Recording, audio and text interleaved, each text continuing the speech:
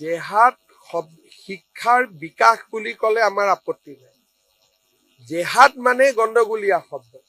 তাৰমানে প্ৰশ্ন কাকত ফাদিল কৰিব, উত্তৰ বহি ফাদিল কৰিব। তেওঁলোকে বিভিন্ন ধৰণৰ, যেনেকে আমি কওঁ লেণ্ড জেহাদ। লেণ্ড জেহাদ মাটি টকা দি নিকিনে। তেওঁলোকে লেণ্ড জেহাদত কি কৰে, মাটিটো দখল কৰে। তাৰপিছত আমি কওঁ ফাৰ্টিলাইজাৰ জেহাদ। ফাৰ্টিলাইজাৰ জেহাদত তেওঁলোকে কি কৰে যে অত্যাধিক মানৱ শৰীৰৰ বাবে যি ক্ষতিগ্ৰস্ত তেনেকুৱা সাৰ ব্যৱহাৰ কৰে। যেতিয়া আমি লাভ জেহাদ বুলি কওঁ, ছোৱালীজনী ঘৰৰ পৰা দেউতাক মাকৰ সন্মতিত বিয়া কৰাই লৈ নাযায়, ফুচুলাই পেলাই লৈ যায়। গতিকে জেহাদ শব্দটোৱে ২ নম্বৰী যিটো চলি আছে আজি অসমৰ পৰিপ্ৰেক্ষিতত ২ নম্বৰীটোক বুজায়। ৰেজাউল কৰিমে এতিয়া মোটামুটি ঘোষণা কৰি দিলে যে আমি লেণ্ড জেহাদ কৰিলো, লাভ জেহাদ কৰিলো, ফাৰ্টিলাইজাৰ জেহাদ কৰিলো, এইবাৰ আমি শিক্ষা জেহাদো কৰিম। তাৰমানে কিমান বেয়া মাথা এইবিলাক। শিক্ষাৰ বিকাশ বুলি ক'ব পাৰিলেহেঁতেন যে আমাৰ ল'ৰা ছোৱালীয়ে পঢ়ক। তেওঁ বুজাই দিলে যে লাভ জেহাদৰ দৰে আমি শিক্ষা জেহাদো কৰিম। যিটো USTMত আৰম্ভ হৈছিলে, এতিয়া তেওঁলোকে এইটো আনুষ্ঠানিকতা দি দিলে। গতিকে এনেকুৱা কৰি থাকিলে কেতিয়াবা ৰেজাউল কৰিমক জেলত ভৰাব লাগিব।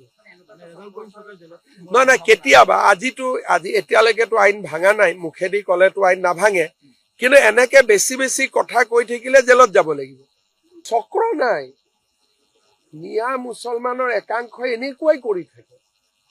কম্পিউটাৰতো জেহাদ কৰি ৰাখি দিছে, ATMতো জেহাদ কৰি ৰাখি থৈ দিছে। একাংশ ব্যক্তি যেনেকে মৰিগাঁৱত এতিয়াতো গোটেই মানে ইণ্টাৰনেট জেহাদৰ এটা ডাঙৰ কেন্দ্ৰ কৰি পেলাইছে।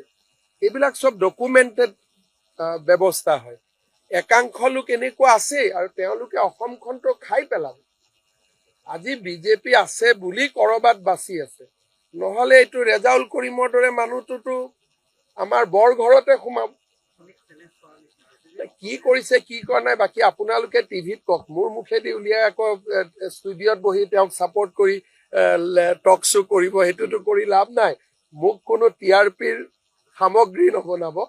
যিখিনি কথা আপুনি কৈ আছে সেইখিনি কথা আপুনি ষ্টুডিঅ'ত কৈ দিয়ক, হয় নহয়? মোক কিয় জেক মাৰি থাকিব লাগে? এইটোতো কোনো কথা নহয়, হয় নহয়? গতিকে যিখিনি কথা আপুনি মোক কৈছে, অসমীয়া হিচাপে মই আজি আপোনাক দায়িত্ব দিম, আপুনি এইখিনি টিভি ষ্টুডিঅ'ত কওক। নাই, এজেণ্ট ফেজেণ্টৰ কথা নহয়। আপোনালোক যদি অসমীয়া হয় আপোনালোকে টিভিত নিজে নিজে প্ৰগ্ৰেম কৰক না। CMৰ ৰিয়েকশ্যন কিয় লাগে?